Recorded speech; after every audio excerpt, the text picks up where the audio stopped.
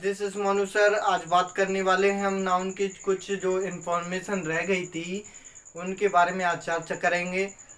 Video को लाने में थोड़ा लेट हो गया इसलिए माफ़ी चाहूँगा। और आज यहाँ नाउन समाप्त होने वाला है। इसकी अगली वीडियो में हम उस प्रोनाउन को पढ़ेंगे और यहाँ नाउन को हम आज बिल्कुल समाप्त करने वाले हैं। तो आज जो इन्फॉर्मेशन बताने वाले हैं उसके फर्स्ट पॉइंट की तरफ चलते हैं।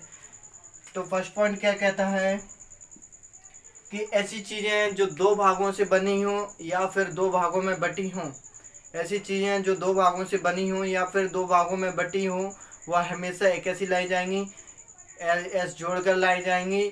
और जो वर्ब रहेगी उसमें क्या रहेगी, प्लूरल। कैसी रहेगी, प्लूरल। तो डेफिनेशन डालेंगे, ऐसी चीज़ें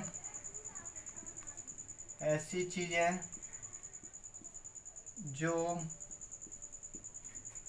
दो भागों से बनी हो या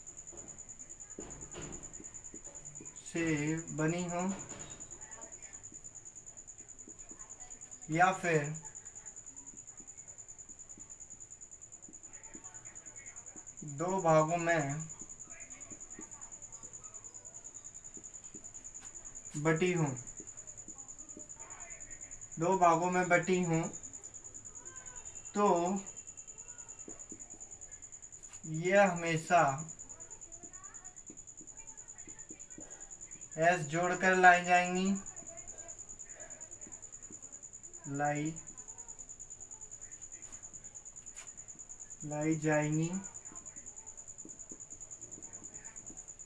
और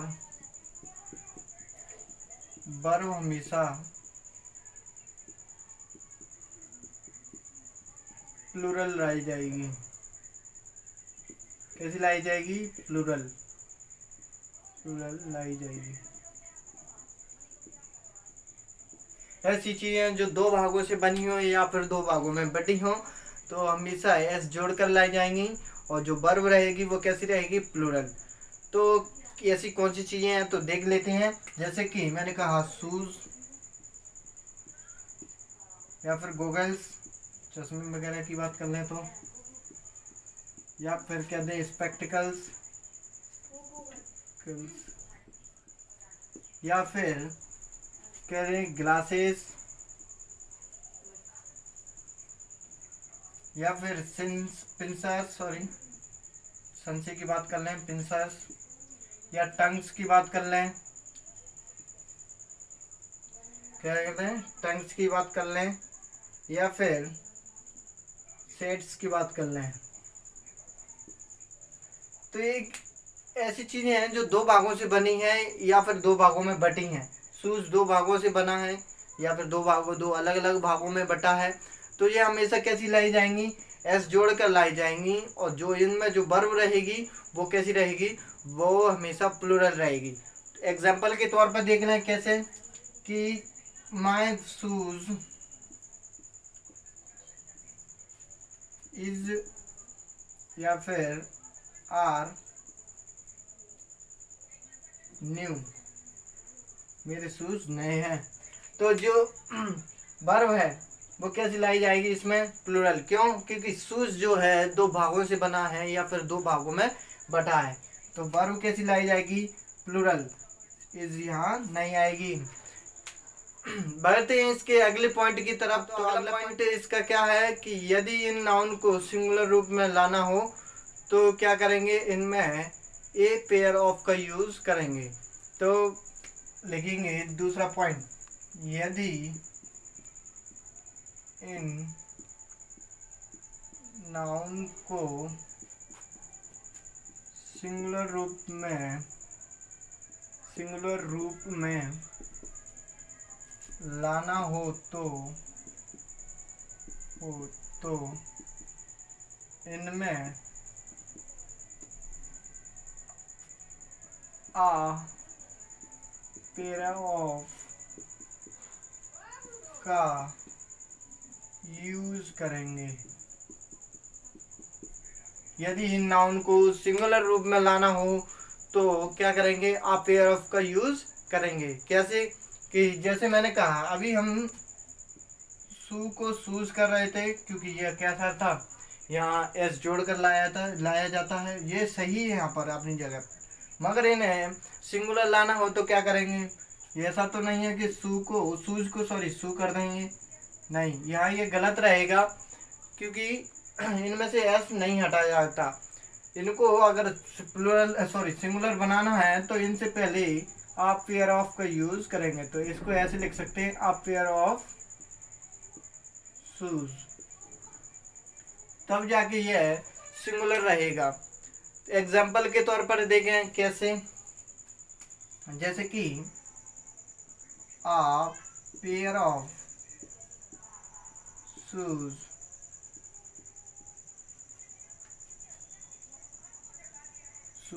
वॉज या फिर वर बॉट, नए खरीदे। हाँ, तो यहाँ फिर वर्ब कैसी रहेगी? फिर अगर ये सिंगुलर हो गया है तो फिर वर्ब भी कैसी रहेगी? सिंगुलर, क्योंकि इससे पहले आप पेयर ऑफ का यूज किया है, तो ये आप पेयर ऑफ का यूज किया तो ये फिर कैसे हो गया? सिंगुलर। तो सिंगुलर के साथ कैसी वर्ब आएगी? फिर सिंगुलर, प्लूरल वर्ब का कोई काम नहीं रहेगा। कैसे रहेगी? आप पेयर ऑफ के साथ शूज जो है एक सिंगुलर हो गया, और सिंगुलर के साथ हमेशा कैसी आएगी? वर्ब जो होगी सिंगुलर आएगी। बढ़ते हैं इसके अगले पॉइंट की तरफ। जैसे कि मैंने कहा तीसरा जो पॉइंट है कि अगर इन्हें प्लूरल बनाना हो तो क्या करेंगे? तो थर्ड पॉइंट लिखेंगे इसमें, यदि इन नाउन को प्लूरल बनाना हो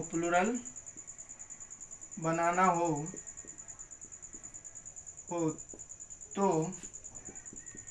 इनमें पेयर्स ऑफ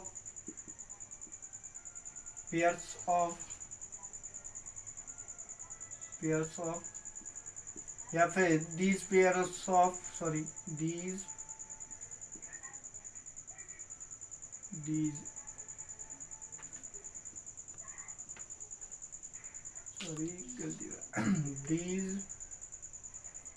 काम नहीं कर रहा है, यहाँ थोड़ा नीचे लिख लेते हैं।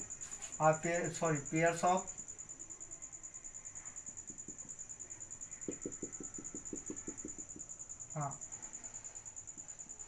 these pairs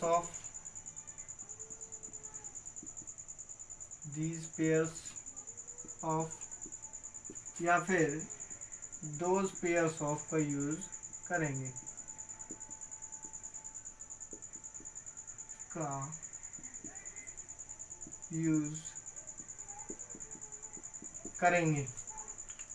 अगला थर्ड पॉइंट क्या कहता है? यदि इन नाउनों को प्लूरल बनाना हो तो फिर हम यहाँ किस तरीके से इसको लिख पाएंगे? तो इससे पहले क्या करना पड़ेगा कि pairs of, these pairs of या फिर दोस पेयर्स ऑफ का यूज हम यहाँ करेंगे। अब इसके अगले वर्ड की तरफ पॉइंट की तरफ चलते हैं, जो फोर्थ पॉइंट है इसमें, कि अगर इन नाउनों को एडजेक्टिव्स के स्थान पर, अब एडजेक्टिव वर्ड क्या होंगे मैंने आपको बताया था, जो नाउन की विशेषता बताएंगे वो हमेशा कैसी रहेंगे? Adjective word.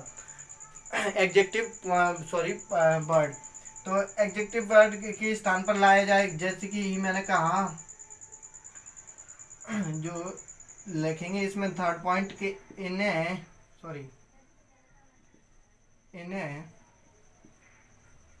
एडजेक्टिव के स्थान पर लाया जाए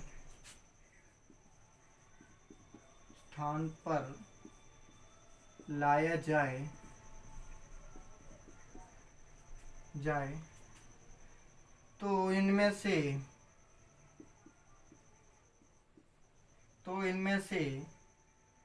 एस हटाया जा सकता है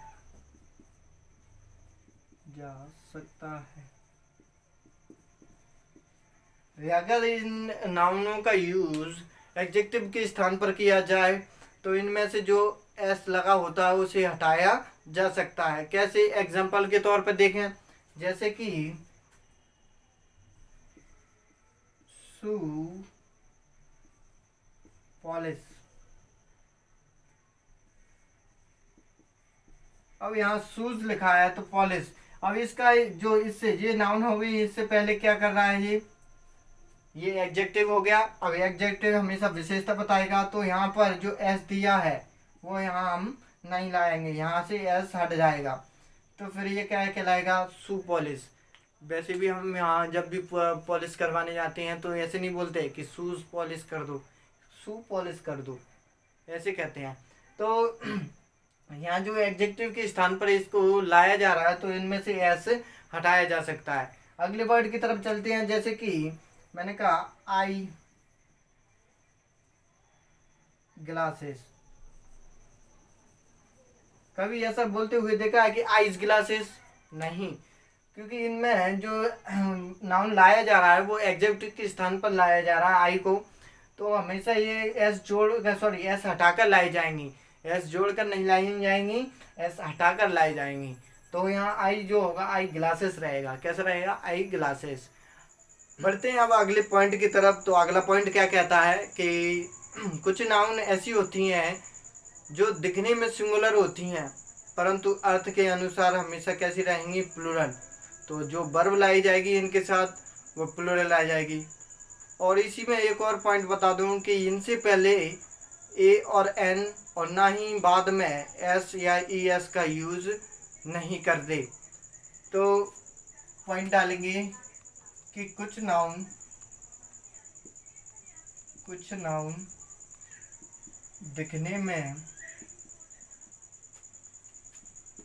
दिखने में सिंगुलर होती हैं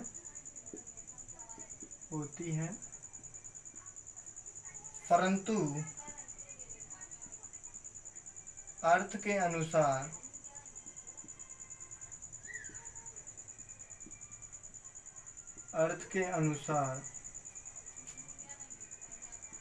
प्लूरल होती हैं। अर्थ के अनुसार प्लूरल होती हैं।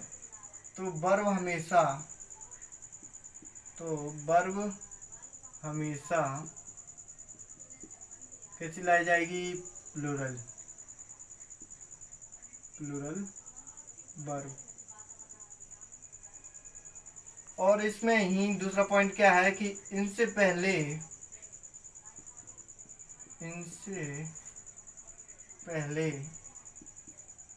ए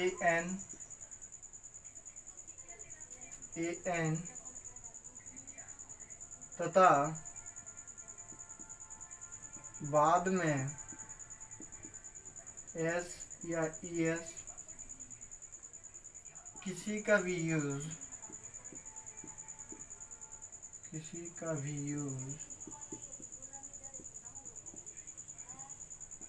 नहीं किया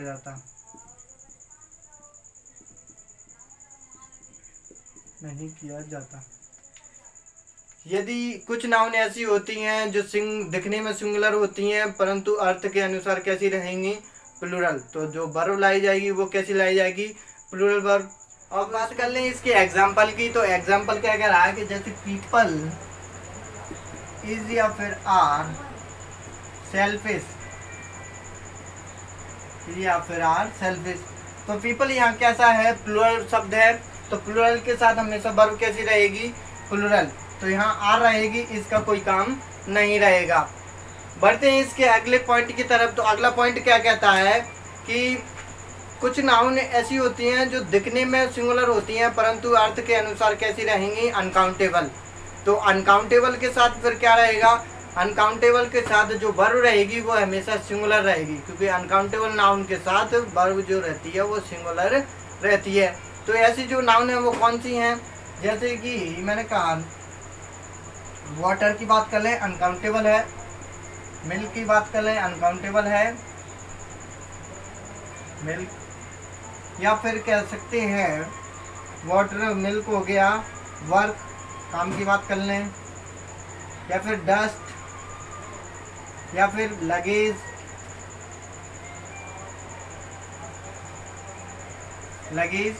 या फिर बैगेज।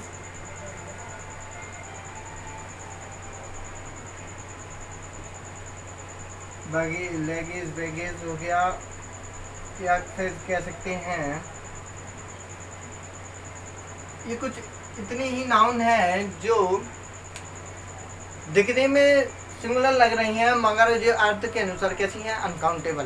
क्योंकि बॉर्डर कभी गिना नहीं जा सकता, तो यह हमेशा कैसा रहेगा, अनकाउंटेबल। तो अनकाउंटेबल नाउन के साथ हमेशा जो वर्ब रहेगी वो कैसी रहेगी, वह रहेगी हमेशा सिंगुलर वर्ब। कैसी वर्ब रहेगी, सिंगुलर वर्ब। एक उदाहरण के तौर पर देख लें, और इनसे भी पहले ए और एन, ना ही बाद में एस और एस का यूज किया जा सकता है। उदाहरण के तौर पर कैसे, जैसे कि मैंने कहा I have uh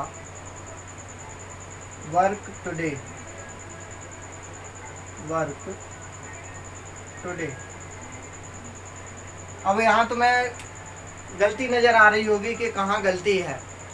I have a work today, मैंने आज इतना काम किया, एक काम किया, ऐसे कह सकते हैं नहीं। यहाँ जो वर्क है अनकाउंटेबल है, और अनकाउंटेबल से पहले कोई आर्टिकल का यूज नहीं किया जाता, तो यहाँ पर जो ए है वो क्या करेगा, हट जाएगा।